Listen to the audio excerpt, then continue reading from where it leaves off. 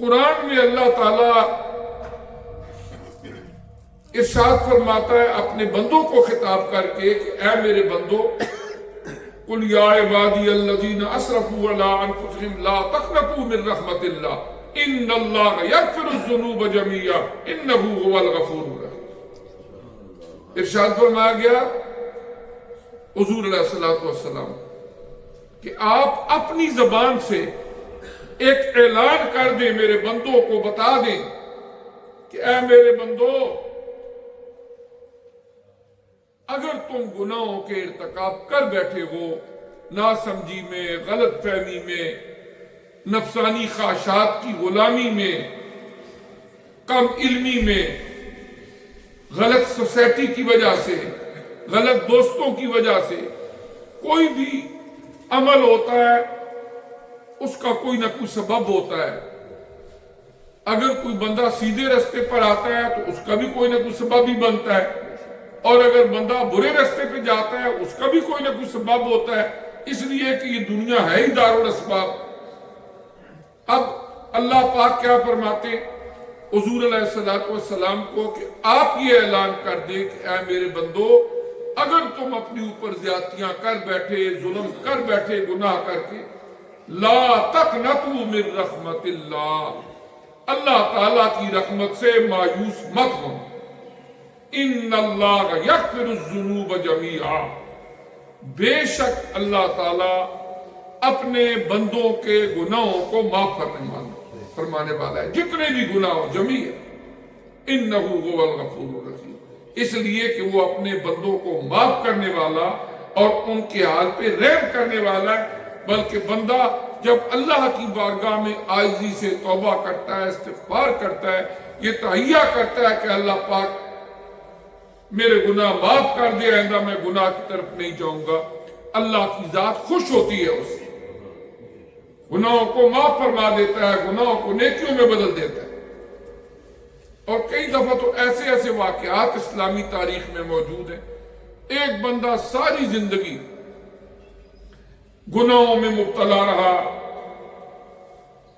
شراب نوشی، چوری ڈاکہ، طرح طرح کی برائیوں کا ارتکاب کرتا رہا۔ ایک دن کسی گھر میں کوئی ڈاکہ مارنے کے لیے گیا، اندر سے قرآن کی آواز آ رہی تھی، قرآن کی آیت سنی، ان کا دل نرم ہوا، توبہ کی، اللہ سے دعا کی کہ اللہ پاک آئندہ مجھے استقامت دے۔ اللہ نے انہیں استقامت دی، انہوں نے علم دین حاصل کیا۔ ان کا نام ہے حضرت فضیل ابن عیاض رحمت اللہ تعالی علیہ۔ پھر وہ حضرت امام ابو حنیفہ رحمت اللہ علیہ کے شاگرد بنے، آخری عمر مکہ مکرمہ میں مسجد حرام شریف کے اندر بیٹھ کے حدیث پڑھایا کرتے تھے، اور جب انتقال ہوا تو ان کی قبر بھی جنت المعلی جو مکہ کا قبرستان ہے وہاں بنی۔ لیکن ان کی لائف ہسٹری حضرت فضیل ابن عیاض کی یہ تھی کہ وہ شراب نوشی کرتے، چوری ڈاکہ کرتے۔ ایک دفعہ کہیں گئے، وہاں اندر سے توبہ استغفار سے متعلق ایک قرآن کی آیت سنی، اور انہوں نے سوچا کہ میں کس رستے پہ چل رہا ہوں، ایک کلک ہوا، معافی مانگ لی، اللہ تبارک و تعالیٰ نے ہدایت کے رستے پہ لگا دیا، اور بالآخر اللہ تعالیٰ نے ان کو ایک وقت کا بہت بڑا محدث بنایا، اللہ کے ولی بنے، بڑی بڑی علمی فکری شخصیات سے انہوں نے علم دین کا حصول کیا۔ زندگی میں ایک لمحہ ہی وہ کافی ہوتا ہے، لیکن اللہ تعالیٰ جب کسی کے دل میں یہ بات ڈال دے نا، احساس پیدا کر دے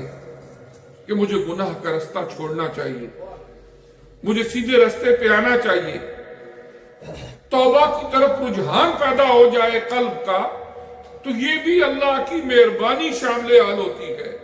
اس کی توفیق اور اس کے فضل کے بغیر انسان کے اندر یہ جذبہ اور یہ ملکہ بھی اندر پیدا نہیں ہوتا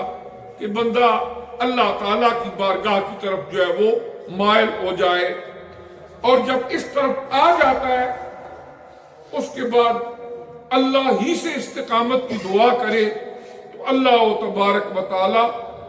قرآن میں فرماتا ہے کہ گناہ کسی سے ہو گیا، اس کے بعد جب وہ نیکیاں کرتے ہیں تو وہ نیکیاں ان گناہوں کا کفارہ بن جاتی ہیں۔